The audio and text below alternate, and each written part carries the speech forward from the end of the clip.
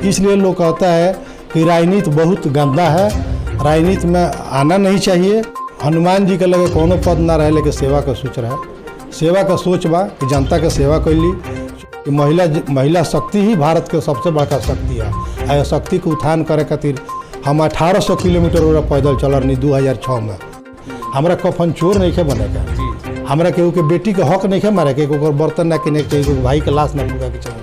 हम आनंद नहीं खे भल देखावटी की चीज़ होला कि हमारा हई हो गई, हमारा हो गई, हमारा अपन गाड़ी घोड़ा हो गई। पलानी में भी रहेला बहुत आनंद में रहेला कि बलिया पंचायत का क्या स्थिति है। मैंने 43 बरिस 1978 से लगातार मुखिया हैं। देश आज़ाद हुआ उससे मैंने आधा से अधिक इनको मौका मिला, हर चीज़ को देखे हैं बहुत नज़दीक से। लेकिन जाइए तो वही हाल है कि नाली के कीड़ा नाली में ही रहेगा, कभी खुआ पर रहने का प्रयास नहीं करेगा। चाहे कितना भी केंद्र सरकार जोड़ लगा जाए, चाहे कितना भी बिहार सरकार जोड़ लगा, कि कोई स्कूल पहुँच जाएगा तो बहुत लड़का मर जाएंगे। वो किस जात का लड़का होगा? सड़क से क्या लेना है? सड़क पर तो सभी जात के लोग चलते हैं। हम भी जाएंगे, अगर उसमें लूटेंगे तो हम भी गिरेंगे, हमारा भी मुँह हाथ टूटेगा।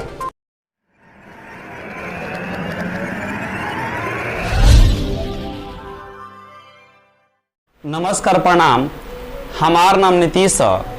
रउआ सबे देख रहल बानी द स्क्रीन मीडिया से आपन शो पंच के पंचायत।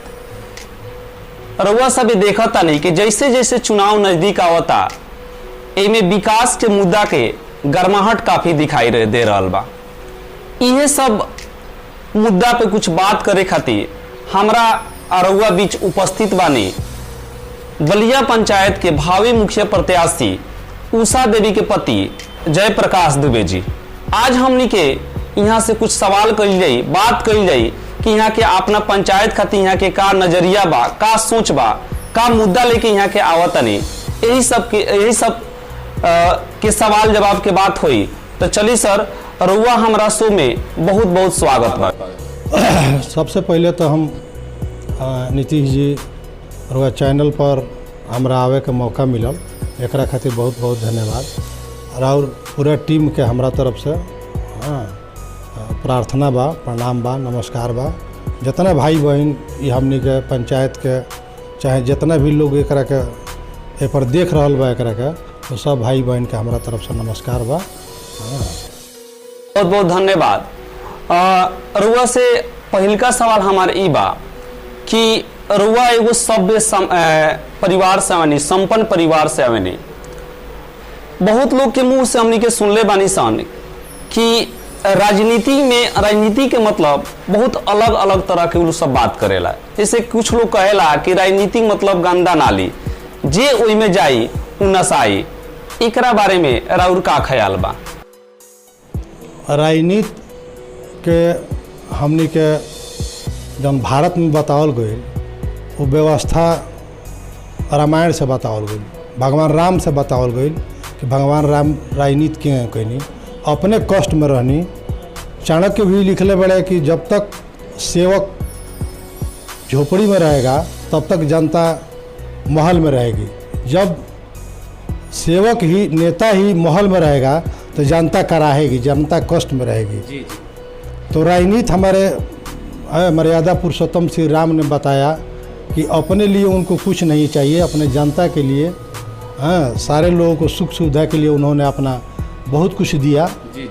जनता राजनीति हमारा वो बता के गए। अब हम लोग राजनीति में जब आते हैं तो कहते हैं कि गरीबी को समाप्त कर देंगे, गरीब को बहुत सुख सुविधा देंगे, गरीब को बहुत आगे बढ़ाएंगे, गरीब के लिए ही सारा काम करेंगे। लेकिन गरीब का न काम करके अपने 2-4 पीढ़ी के हम लोग व्यवस्था में लग जाते हैं कि कैसे हमारा 2-4 पीढ़ी अच्छा हो जाए, कैसे हमारा 2-4 पीढ़ी सुखी संपन्न हो जाए। चाहे किसी का भी संपत्ति, किसी का भी धन, किसी का भी हक हमको लूट के अपने राजा बनने के लिए आ जाते हैं और स्वयं राजा बन जाते हैं। गरीब को और गरीब करके उनको छोड़ देते हैं, जैसे वो मरण अवस्था में चला जाता है। इसलिए लोग कहता है कि राजनीति बहुत गंदा है, राजनीति में आना नहीं चाहिए। लेकिन हमारा वो सोच नहीं है, किसी चीज़ के कुछ लोग के कहने से ख़राब नहीं होता है। राजनीति बहुत बढ़िया चीज़ है, जनता के सेवा के लिए मौका मिला तो राजनीति हमारे राम बता के गए हैं हमारे कि भाई के साथ भाई का संबंध क्या होना चाहिए, जात के जात क्या संबंध होना चाहिए, किस तरह मानवता का माने रूपरेखा होना चाहिए, इंसानियत होना चाहिए। उन्होंने हमको राजनीति बता के गया है। हाँ, और हमको जनता का हम लोग मिला अगर प्रतिनिधित्व करने का, तो हम लोग राजनीति की परिभाषा भी अपने जनता को बताएंगे। हाँ, कि जात कोई चीज़ नहीं होता है, हम अपना पेट भरने के लिए नहीं आए हैं। सभी लोग मुस्कुराएंगे तो उसमें मेरा भी मुस्कुराहट रहेगा। हाँ, जनता रोएगी, लोग रोएंगे तो करा के कहेंगे ही कि राजनीति बहुत ख़राब है। हाँ, ये आए हैं अपने के लिए, कुछ लोगों के चलते राजनीति आज बदनाम है। हाँ, इस सोच के लिए हम नहीं आए हैं राजनीति में। हमारा सोच है राजनीति में कि सेवा करना, जनता को सुख देना, जनता का सही हक, सही व्यवस्था उनके पास तक पहुँचे। जी, बहुत बहुत धन्यवाद जी। लेकिन रउआ से एक और सवाल हमारा रही कि रउआ बताइनी है कि हम सेवा भाव से सबके काम करें, हमारों में कोनो विशेष लालच ना रही, बिल्कुल हम मतलब अपन मतलब हमारा तरफ से पूरा कोशिश रही कि जे भी जनता या जे भी लोग हमारा मतलब संपर्क में रही या कहे के मतलब है कि जे भी हमारा दरवाजे पर आई या राम जी के बहुत सारा से बरुआ बात करनी है, लेकिन एकर का कैसे मतलब जनता विश्वास करी के रुआ बात पर अपना खड़ा उतरे? नीतीश जी, सबसे बड़का बात तो यही बा कि सोच बा सेवा का। हनुमान जी के लगे कोनो पद ना रहे, लेकिन सेवा का सोच रहे। सेवा का सोच बा कि जनता के सेवा कैली 24 घंटा। हाँ, वो लोग के सेवा में जीवन समर्पित करे के सोच बा कि 24 घंटा वहाँ सबके जौन भी सेवा होके, जौन भी अथी होके, दुख दर्द होके, उसमें आदमी 4 कदम आगे बढ़ के वहाँ लोग के सेवा के आदमी सेवा करो। सेवा के सोच से आदमी आइल बगे।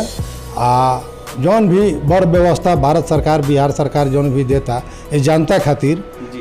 हाँ, एकरा के एगो पंचायत में एगो अथी में व्यवस्था देवे के तरह के कि जेकर जौन बिहार सरकार के व्यवस्था बा, केंद्र सरकार के व्यवस्था बा, आम जनता तक पहुँचो, आम जनता के ओकर लाभ दिया, आम जनता अपना हक के मांगे, अपना के पहचाने, अपना अधिकार के पहचाने, अपना प्रतिनिधि से वो कहे कि हमार हई हक बा। हाँ, हमारा हक ही मिले के चाहिए।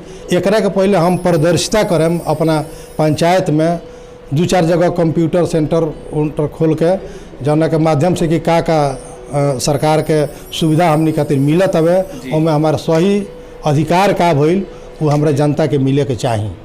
आ वो अपन बात रखी, अपन व्यवस्था रखी, और वो अपना खातिर सजग रही तो ओकरा एकदम अधिकार मिली। ओकरा कान्हा में कान्हा मिला के जहाँ से भी जेंग अभी व्यवस्था दिवाओ कोई हमनी के दिवाएम सन। यही खातिर वो हमनी के चुनेला कि हमरा कंधा में कंधा मिला के हमरा सही मंजिल तक यहाँ के लिया जाए। आ हमरा के हमार उचित जौन हक बा, जौन व्यवस्था बा, तौन केहू दर दलाल, केहू क्षण मुट्ठी भर लोग के लगे ना रह के आम जनता तक पहुँचो, आम समाज को ओकरा से लाभ मिलो, आम समाज के ओकर कल्याण हो। जनता यही सोच से आवेला। तो ये तो मान लेते नहीं कि पंचायत के सब लोग खातिर बात बतानी है कि इतने, लेकिन पंचायत में हम देखले बानी कि केहू महिला के लेके विशेष बात ना करेला, खाली ये कहेला कि विकास करें, सड़क के विकास करें, ये सब के बारे में रुआ का कहता नहीं? नीतीश जी, सरकार तो हमनी के बहुत ज़्यादा माने उत्थान खातिर, महिला सशक्तिकरण खातिर बहुत व्यवस्था देहल, लेकिन अब हमनी के ओकरा के बीच में अपना लोग ले ना पहुँचा पाइने सन। हमनी के अपना काम में अपना बाल बच्चा के केंगन अच्छा करी सन, ये फेर में रही सन। हमार परिवार केंगन सुदृढ़ हो जाओ, हमार है जनता बा जौन ओकर मुख्य धारा पर जुटे। मान ली कि है स्वयं सहायता समूह जौन खुलल, एकरा के हर गांव में बनावल गई कि 10 गो 20 गो महिला के एगो संगठन बनावल जाओ, कहीं सिलाई मशीन दियाओ, कहीं ब्यूटी पार्लर खोलल जाओ। ये लोग के माध्यम से कि मैंने लोग को सशक्त कल जाओ, हर गांव में 10-20 आदमी ओकर आत्मनिर्भर बनस, अपना से 10 गो रुपया कमास। हाँ, अपन व्यवस्था करके, अपन मेहनत करके, हाँ, अपन सोच के आगे बढ़ा के एकरा के सरकार के ऊपर बहुत ज़्यादा ध्यान बा कि महिला शक्ति ही भारत के सबसे बड़का शक्ति है। आ शक्ति को उत्थान करे खातिर बिहार सरकार भी, केंद्र सरकार भी कौशल विकास योजना चले कि सन के कंप्यूटर, पढ़ाई लिखाई। अब एकरा के हमनी के पंचायत स्तर पर थोड़ा सा नैखी सन कैले जाना करते राजनीति आज बदनाम बा। एक हमनी के सारा बर व्यवस्था हमरा अगर सेवा का मौका मिलल तो एक सारा बर व्यवस्था हम जनता तक, अपना पंचायत तक, एक हम मिसाल बहुत दूर दूर तक भेजे के प्रयास करम कि एगो पंचायत हेउ तरह के बा जहाँ हे तरह के महिला सशक्तिकरण खातिर बर व्यवस्था ही भइल बा आ ओपन बाबे।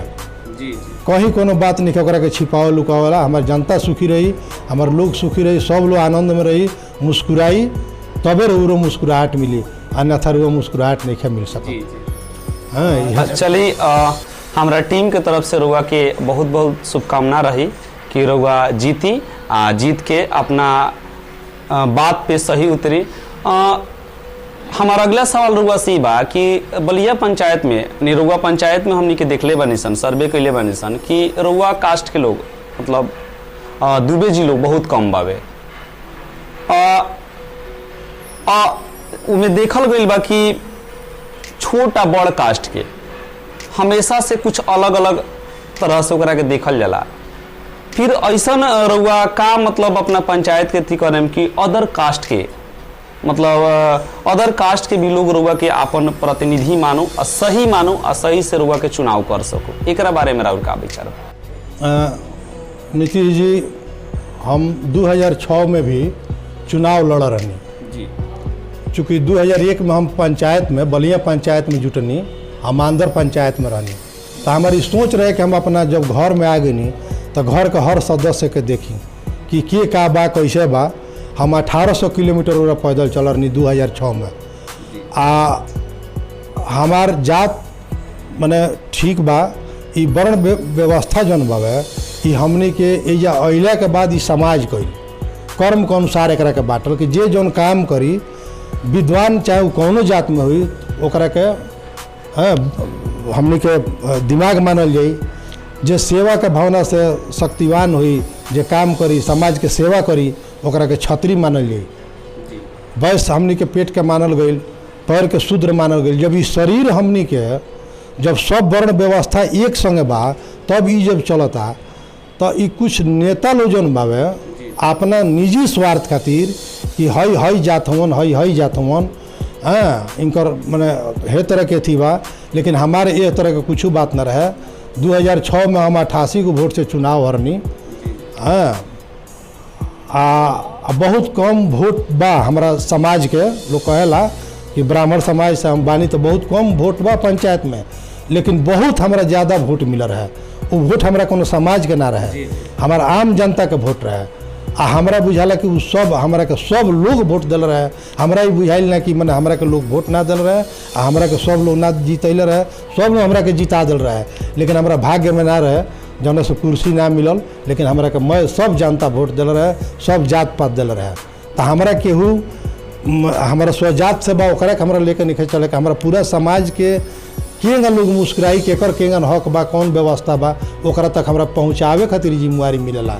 जनप्रतिनिधि वही खातिर ओकर व्यवस्था उजले जाए के चाहिए, हमारे जौन व्यवस्था बताने जाए के चाहिए। हमरा कफन चोर नहीं खे बने का, हमरा केहू के बेटी के हक नहीं खे मारे के, ओकर बर्तन ना किने के चाहिए, कोई भाई के लाश ना फूके के चाहिए। हमारा ई सोच बा कि जेकर जौन अधिकार बा, जेकर जौन व्यवस्था बा, जौन एथी बा तो ओकरा लग ले पहुँचो। आ हमने की फर्ज बा कि नइखे जागल तो ओकरा के जगावे के बा, कहीं तार व्यवस्था भइल, तार ई चीज़ भइल, तार लगावे के चाहिए, तू एकर मांग कर। हमने के तारा कंधा में कंधा मिला के चल के एकर आवाज़ उठाएम सन, हमने के तारा के दिवाएम सन।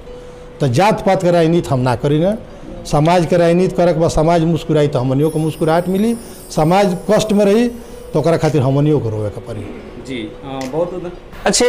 रउआ देख ले ओकेम कि चुनाव प्रचार प्रसार में एगो बड़ा स्लोगन फेमस रहेला कि हम गरीब के नेता हैं, गरीब के नेता हैं। लेकिन जैसे जैसे उ कहेला लोग कि गरीब के नेता हैं, गरीब के नेता हुई चुनाव जीत जाला लोग, मान के चली कि चुनाव लोग जीत जाला, तो गरीब के नेता कहते कहते उ लोग के अमीर हो जाला आ गरीब तो वहीं रह जाला।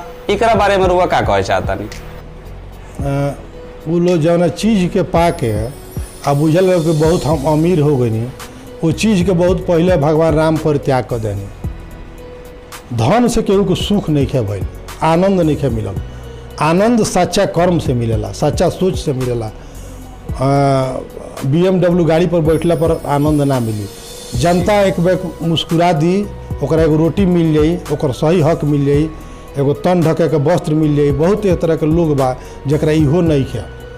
हमनी के मान ली कि जे पूर्वज रहे वो एकरा के धन के बहुत महत्व ना देहल। आ धन से कोनो में देख ली, कोनो युग में देख ली, धन से केहू के सुख नहीं के भइल। आनंद नहीं क्या भइल। देखावटी की चीज़ होला कि हमारा हई हो गई, हमारा हो गई, हमारा अपन गाड़ी घोड़ा हो गई। पलानी में भी रहेला बहुत आनंद में रहेला। जी हाँ, सुख के महल में ही सुख ना मिलेला, पलानी में भी मिलेला। आत्मा अगर साफ बा, आत्मा स्वच्छंद बा, अपना कर्म पर पथ पर बावे, अच्छा काम करता, अच्छा सोचता, अच्छा चलता, तो पलानी में भी बात आनंद में बा। ये तो धन, ये लक्ष्मी के चीज़ थोड़े है। के आयल के गोल रुआ सामने रुआ देखत होकर यही जिला में।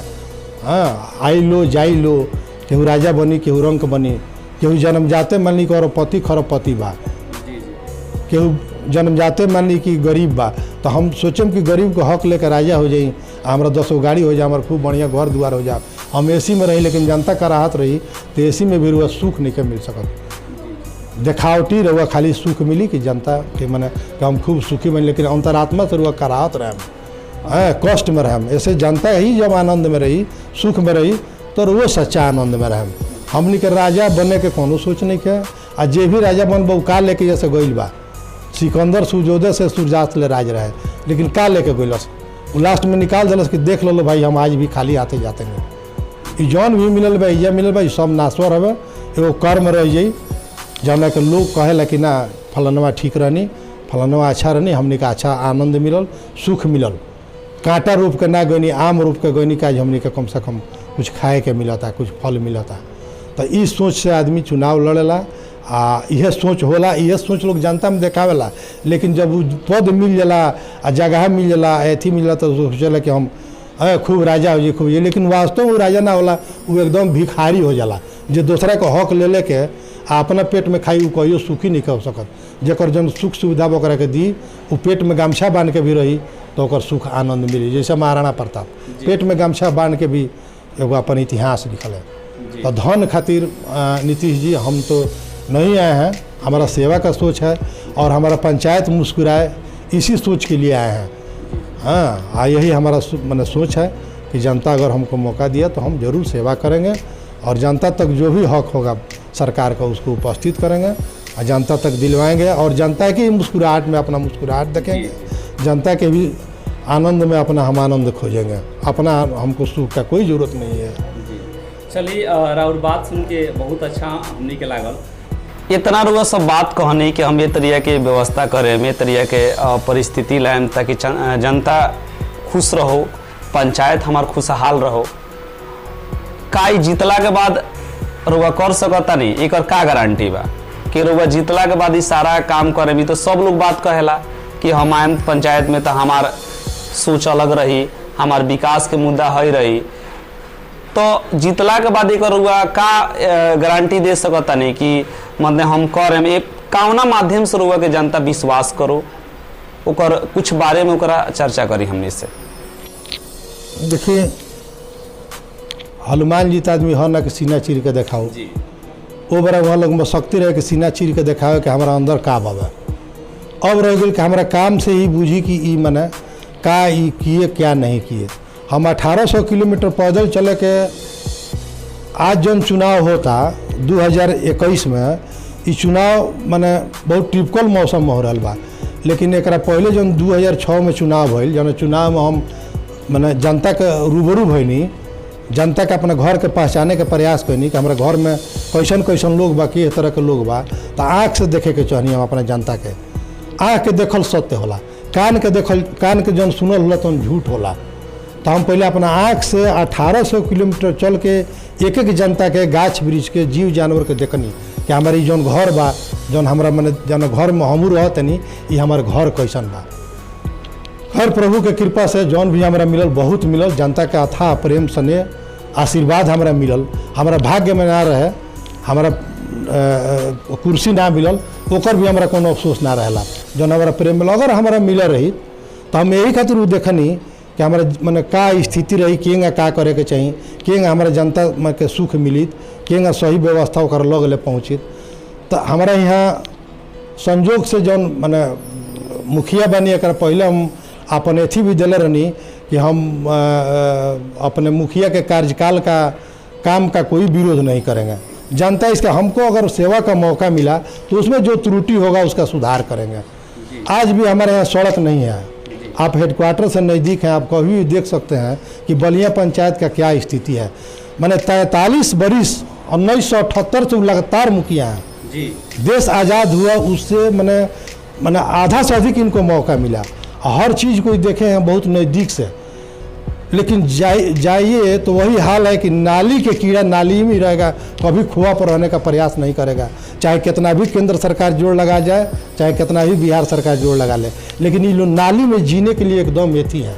आज एक सड़क नहीं मिला, आज एक नाला नहीं मिला, कहीं स्कूल पर जाइएगा कोई भवन जो है सही नहीं है, ये खाली लूट खसोट। अगर जनप्रतिनिधि चाहेगा तो लूट खसोट नहीं होगा।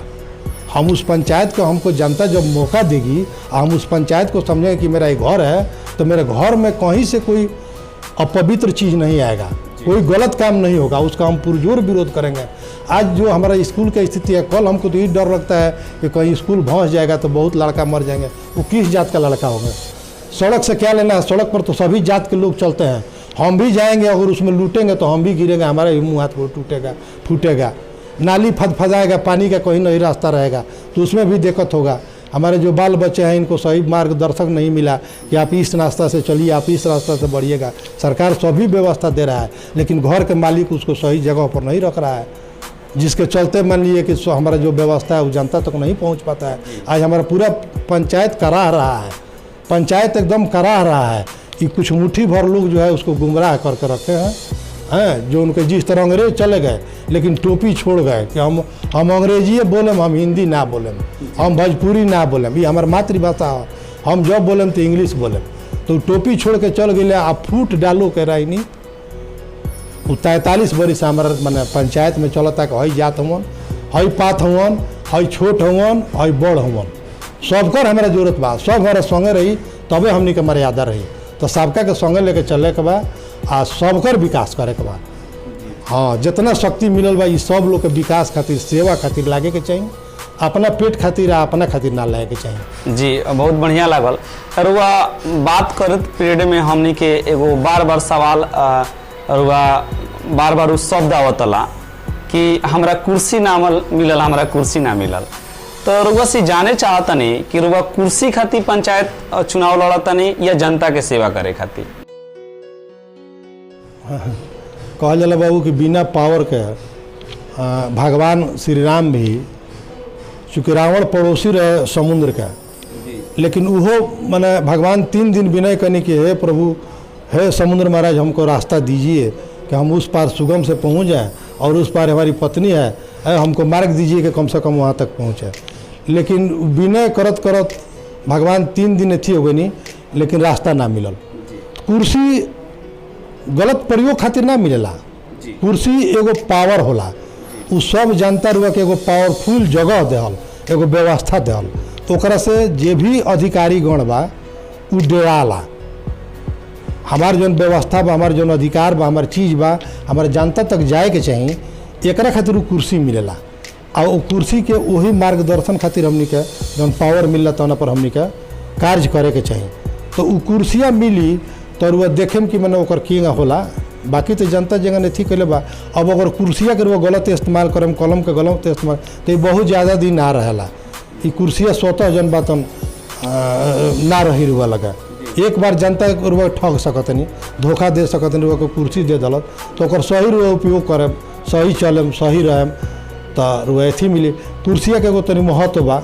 हाँ, कुर्सिया के सब लोग जाके प्रणाम करला, चाहे वो डीएम साहब होकर, चाहे एसपी साहब होकर, आ चाहे मुखिया जी होकर, आ चाहे वार्ड साहब होकर। वो व्यक्तिगत वो सोचा लगेला कि यहाँ के हमरा के प्रणाम करतनी, लेकिन हमरा के प्रणाम ना के जनता करला, वो कुर्सिया के करला, और वो कुर्सिया के लगे जाला। लेकिन लोग ओकरा के दुर्भावना से कहेला कि हाँ हमरा के तरुआ, हमरा और तकनी ना, हमरा के वोट ना देनी, तो ऐसे ओकरा के बुझेला कि नहीं हमार ना हुआ, लेकिन वो हमरे हो, वो कुर्सिया के लगे आइल बा गिला। ओकरा के हम बढ़िया से सेवा बढ़िया से सोच देम, तरह कुर्सिया रुआ लग रही। आ कुर्सिया के अधिकार पर जनता के ताकत एगो मिल जाला, वो ताकतवा से लोग डराला आ भयभीत होला, आ सही चीज़ ही दे देला कि नहीं जनता तक भाई ले जाई, राउरी बोझा है, राउर मोटरी है, हई राशन की राशन राउर हवे, हई सब व्यवस्था राउर ले जाए। यही खातिर जनता हमनी के कुर्सिया देला। हाँ जी, एक हमारा और सवाल बाबे कि तो मतलब बात बढ़ले बा, और वो अपना पंचायत के जो नौजवान वर्ग बा, युवा वर्ग बा, ओकरा खातिर पंचायत में का करे में कर का रुआ सोचले बनी का कौना तरह के विकास रही? हम पंचायत के 2018 में जब मैंने 2006 में जब चुनाव लड़नी हम तो हमार जितना युवा लड़का मैंने जौन भी देखस हमारा संघर्ष के वो लोग के एगो प्रति मैंने जागरूकता हम देखनी कि संघर्ष करे के चाहिए। विनोबा भाई भी कहले कि अकेला भी अगर नहीं थी जमात में गड़बड़ बा तो अकेला चले के चाहिए। तो अकेला चल के ही हम जरूर लोग के देहनी मिसाल देनी कि बाबू प्रयास कैला से हाँ सफलता निश्चित मिला, परिश्रम के अलावा कोई रास्ता नहीं है। आप परिश्रम कीजिए, आपका रुझान होना चाहिए कि हमको ही बनना है, हमारा ये सोच है, हमको खेलना है, हमको दौड़ना है, हमको दौड़ना है तो हमको दौड़ना है तो हम एकदम मंजिल को अपने पाएंगे। खेलना है उसी काम में, जिस काम में आपका रुचि हो उस काम को कीजिए। और हम अपने क्षेत्र में चाहेंगे कि इसको खेल को लोगों को मैंने बच्चों को जो नौजवान बच्चे हैं उनको सही मार्ग मिले वो खेल में, चूँकि स्वस्थ शरीर में स्वस्थ आत्मा का वास होता है, स्वस्थ उसका सोच होगा। जब वो खिलाड़ी रहेगा, मजबूत रहेगा, तंदुरुस्त रहेगा। विवेकानंद भी लिखे हैं कि strong is life, weakness is death. तो पहले मुझे मजबूत बनना है तब हम किसी का बोझ लेके चल सकते हैं। तो हम चाहेंगे कि एक आध गो फील्ड बढ़िया बनाएं, सौंदर्यीकरण जो हमारे पंचायत का है तालाब उलाब का सुंदर ढंग से करें, जहाँ जाने के बाद आत्मा को शांति मिले, मजबूत हृदय हो, हम लोग अच्छा काम करें, अच्छा फील्ड में जिस क्षेत्र में बच्चों को रुझान हो उस क्षेत्र का हम व्यवस्था करेंगे कि इनको खेलने का जिस तरह का शौक है, जिसको दौड़ने का दौड़ है, हम हफ्ता में महीना में वो प्रोग्राम कराएंगे कि बच्चा हमारा दौड़ है उसमें जिस तरह होगा कोचर को नियुक्त किया जाएगा कि इस तरह भाई कैसे। अब मान लीजिए कि कोई दौड़ता है, दौड़ में भी बहुत रीजन होता है, दौड़ता है लेकिन उसको सही अगर मैंने थ्योरी नहीं मिला तो गड़बड़ा जाता है। कोचर जो होता है वो खाली थ्योरी देता है, चूँकि प्रैक्टिकल वो नौजवान ही करता है। दौड़ता है तो मान लीजिए वो स्टेट जब दौड़ेगा तो मंजिल को ज़्यादा पकड़ेगा और वही उसको डिफाइन मान लीजिए कि बाएं दाहिने खींच के चलेगा तो थोड़ा उसको पकड़ने में दे, तो कोचर इसलिए होता है। तो हम चाहेंगे कि हमारे जो मैंने पंचायत के बच्चे हैं, नौजवान साथी हैं, उनको कोचर देंगे हम। हाँ, एक कोचर का हमारे यहाँ बहुत वैकेंसी चला गया खेल के लिए कि कैसे खेलना चाहिए, कैसे चलना चाहिए, इन लोग को बढ़ाओ। हाँ, इसको बढ़ावा देंगे। हमारे यहाँ आप मैंने अपार संपदा है हमारे उस पंचायत में, लेकिन उसको उपयोग नहीं हो पाता है। हाँ, हम एक दिन कंपटीशन कराएंगे, हफ्ता में एक दिन रखेंगे कि सभी गांव के बच्चे आएँ, कभी उस गांव से कभी उस गांव के बच्चों को खिलाएंगे, उसको प्रोत्साहित करेंगे कि पटकाया तो कैसे पटकाया, उसके और हौसला हो और अपने उसको पटके। हाँ, इस तरह जागृति हम पैदा करेंगे, खेल को बढ़ावा देंगे, आत्मनिर्भर रहेंगे, उन लोग मजबूत बनाएंगे कि अपना वो लोग जाकर पकड़ने। आज हो गया है कि पैरवी से हई होला, कुछ पैरवी नहीं होता है। वो पैरवी वाला राम राम के भरोसे कि राम जी कुछ गिराम ना, मनुष्य के अपन कर्म करे। पहले ही कहल बोले क माने कर, पहले कर तब खा, तब खाए के मिली। आ मुँह दिले बोले कुछ गावे के बता बढ़िया कर, एक के समाज के विकृति मत करे, कहू जात होन हो अथी होन, ये सब का हम भरोसा ना करी ना। आ हमनी के लैकन फैकन के नौजवान साथी के बढ़ावे के जरूर प्रयास कर ली, आ लोग के मजबूत बनावल जी, काहे कि लोग मजबूत बनी तबे हमनी के ढोई।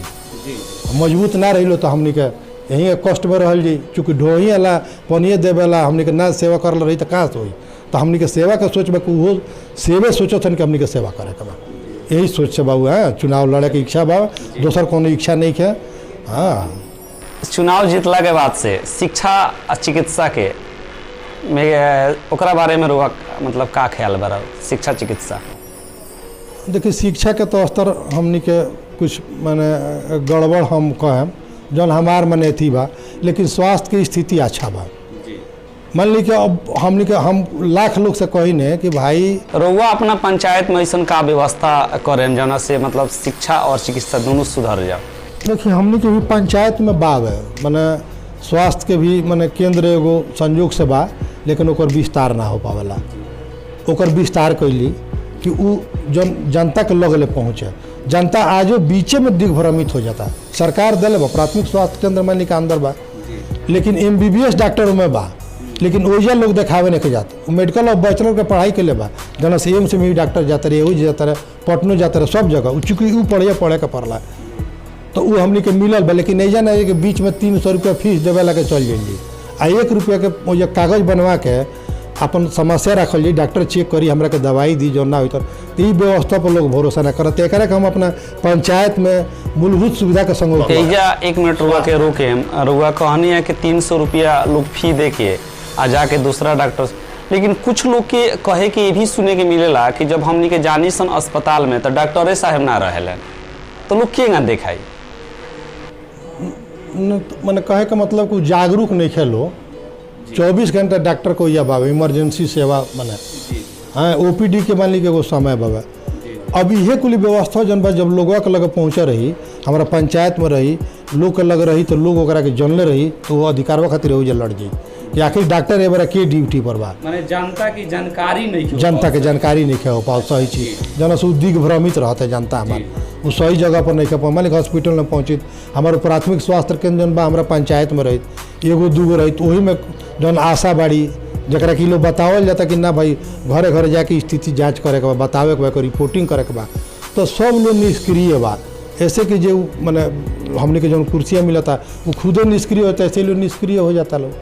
तो वो लोग सब लोग के जगैले रहे पड़ी जनता के कि ना भाई हई हमने के स्वास्थ्य के भी व्यवस्था बा, हई शिक्षा के व्यवस्था बा। हाँ एक के अपन समय पर हमने के लेवे के बा, ओकरा के देखे के बा। जे भी बा प्रतिनिधि जब ठीक रही तो सब लोग टीम ठीक रही, आ जब टीम ठीक रही तो सब जितना वर्कर बढ़े ये लोग वर्कर हलो, हाँ जनता के लोग सेवक हलो, तो वो लोग सब लोग ठीक रही क्योंकि जनता करा के दिले बा। हमने को अब लोग लगे सीमित रख देते हैं, जनता के लगे नहीं पहुँच पाते। तो हम स्वास्थ्य केंद्र के भी सुचारू ढंग से आ शिक्षा के भी अपना पंचायत में सुचारू ढंग से चलावे के प्रयास करम। कौनो लड़का कॉन्वेंट में ना सन वैजा पढ़ सन, सारा व्यवस्था दिए ऊपर देख रेख रखल जाए, निगरानी ओकर रखल जाए, कौनो एथी कऽ के बाट के ना रखल जाए कि सारा व्यवस्था एथी में चलो।